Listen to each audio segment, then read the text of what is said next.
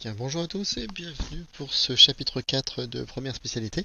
Donc il s'intitule titrage colorimétrique. Alors jusqu'à présent on a vu le tableau d'avancement et sur ce tableau d'avancement à la fin on avait réussi à déterminer une relation entre les quantités de matière des réactifs si je suis dans les proportions stoichiométriques. Alors cette relation elle était à connaître par cœur, je peux vous la remettre ici. Donc si j'ai deux réactifs A et B, je sais que NI de A sur petit a égale NI de B sur petit b.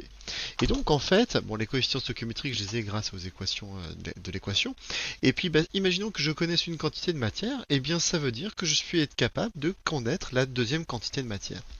Eh bien, cette relation-là, on va s'en servir pour faire ce qu'on appelle un dosage un peu particulier. Alors, les dosages, vous savez, c'est déterminer les concentrations des solutions inconnues. Nous, on avait vu jusqu'à présent les dosages spectrophotométriques avec la loi de Beer-Lambert. Dans cette partie-là, on fabriquait des solutions étalons, et puis on prenait la solution inconnue et on arrivait en mesurant son absorbance à connaître la concentration de la solution inconnue. Cette solution inconnue n'était pas détruite, c'est-à-dire que j'en prélevais une partie, mais je faisais que des mesures physiques sur cette solution et ça n'était pas détruite. Et bien là, on va faire une sorte de dosage un peu particulier, ça s'appelle un titrage. Un titrage, c'est comme un dosage, sauf que les substances, on va les faire disparaître par des transformations chimiques. C'est-à-dire que je vais faire réagir un réactif avec un autre réactif. Alors ce qui n'était pas le cas pour les dosages spectrophotométriques, puisque ma solution, elle n'était pas détruite, hein, je pouvais la réutiliser après si j'en avais besoin, la solution connue. Et bien celle-ci, je vais être obligé d'en prélever une partie pour la détruire en faisant une transformation chimique. Et donc, ces dosages qui vont utiliser une transformation chimique pour pouvoir déterminer la concentration d'une solution inconnue s'appellent des titrages. Et donc, nous, dans ce chapitre, on va s'intéresser au titrage colorimétrique, c'est-à-dire qu'on va utiliser les changements de couleur pour pouvoir déterminer les concentrations des solutions inconnues. Alors, c'est ce que je vous mets ici, principe d'un titrage. Un titrage ou dosage, ou un dosage par titrage, hein, on peut dire les deux, consiste à déterminer à l'aide d'une réaction la concentration d'une espèce chimique dans une solution ou sa quantité de matière dans un certain volume de solution. Voilà, donc évidemment c'est exactement la même chose ici. Alors, donc on va voir un petit peu de vocabulaire. Alors tous les dosages que l'on va faire par titrage vont se dérouler de cette manière-là. On va donc avoir deux réactifs, un dont on veut connaître la concentration qu'on ne connaît pas, et un dont on connaît la concentration ou alors la quantité de matière. Alors, la solution qui va être à analyser, celle qui va donc on ne connaît pas, ça va être la solution qu'on va appeler la solution titrée. Donc cette solution titrée, c'est celle dont j'ai besoin de connaître la concentration. Elle va contenir donc l'espèce chimique dont on veut déterminer la concentration ou la quantité de matière. Donc on va l'appeler donc cette espèce, donc c'est l'espèce titrée ou le réactif titré. Et l'autre espèce dont je connais la concentration parce que je l'ai fabriquée moi-même, donc celle-ci c'est ce qu'on va appeler l'espèce titrante ou réactif titrante. Voilà, elle apparaît, ça y est, c'est là. Donc nommée espèce titrante ou réactif titrant. Donc ici, cette réaction, la solution titrante, celle-ci, on connaît parfaitement sa concentration, on l'a fabriquée de même, donc on la connaît. Alors comment ça va se passer en pratique? En pratique, on va quasiment toujours faire le même montage. Alors la solution dont je veux déterminer la concentration, c'est-à-dire l'espèce titrée, on va le mettre dans ce récipient-là. Donc ce récipient, ça a un nom, ça s'appelle un Erlenmeyer. Donc pardon, on va le mettre donc dans un Erlenmeyer. Et donc ça en bas, c'est ma solution titrée. Donc ça c'est ma solution titrée. On la met généralement donc en bas, ici dans mon Erlenmeyer. Ensuite, dans cet instrument au-dessus qui s'appelle la burette graduée, donc ça c'est une burette, oups, pas bien fait monter, graduée. Donc dans cette burette graduée, on va mettre la solution titrante. Alors, je dis bien généralement parce que des fois on peut inverser les deux. C'est dans très rares cas, mais j'expliquerai ça à un autre moment donné, quand on doit inverser les deux. il y a une petite détail, des petits, comment dire, subtilités à l'intérieur, mais dans 90% des cas, vous avez solution titrée en bas et solution titrée en haut. Donc, ce qui va se passer, eh bien, c'est-à-dire que, en fait, je connais ici une seule chose, je connais le volume que j'ai prélevé. Donc ça, je connais le volume, donc on va appeler par exemple VA de solution titrée. Sa concentration, elle, le CA, je ne la connais pas. Je ne la connais pas et c'est ça qu'il faut que je détermine. Et en haut, eh bien, je connais, je mets ma solution titrante, je connais la concentration cette fois-ci, donc on va l'appeler B. CB, ça je le connais. Je vais peut-être pas mettre égal puisqu'il n'y a pas de valeur. Donc je la connais. Et par contre, le volume, eh bien, c'est celui qui va être à déterminer expérimentalement. Alors ce volume, que je vais noter VB, pour l'instant, il changera de nom un petit peu plus tard, mais pour l'instant je vais l'appeler VB. Alors, vous ne le notez pas, mais pour l'instant, en fait, c'est une inconnue. On ne le connaît pas. Alors, j'ai beau avoir mis, par exemple, 25 ml dans ma burette, il va falloir que j'essaye de faire une transformation chimique et de m'arrêter pile au bon moment. Ce bon moment, c'est quand?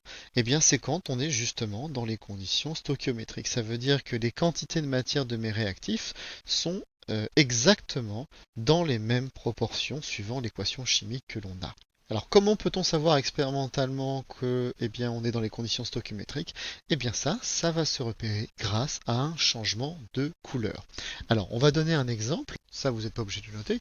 Mais imaginons que je fasse réagir un réactif A plus un réactif B, que j'obtiens un produit C plus, juste un produit C. Alors, on s'en moque, ce qu'on va obtenir.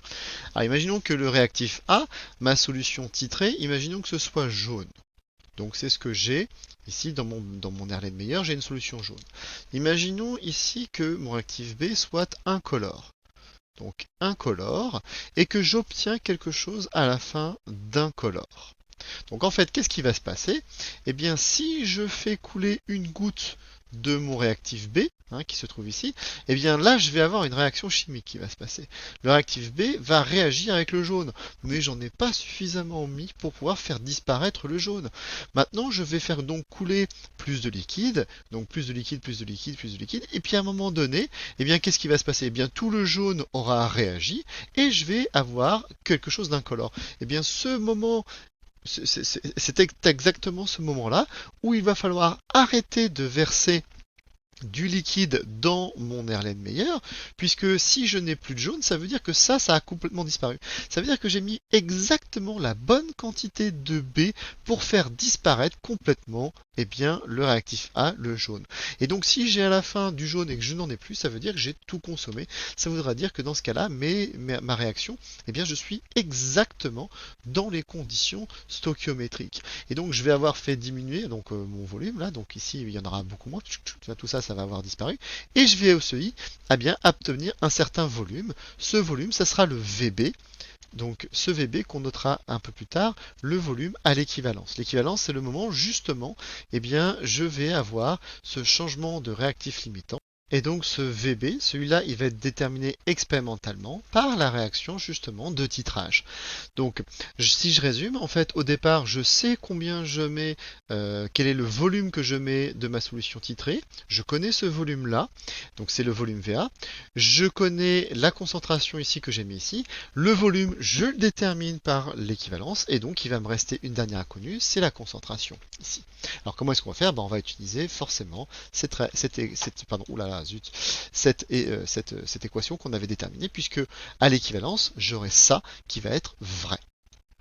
Donc maintenant, donc ici, cette réaction bien particulière qui va avoir lieu entre mon réactif A et mon réactif B, c'est-à-dire entre mon réactif titrant et mon réactif titré, donne lieu à ce qu'on appelle donc une équation support au titrage. Alors cette équation support ou réaction support du titrage, elle a deux conditions importantes pour que ça fonctionne un dosage.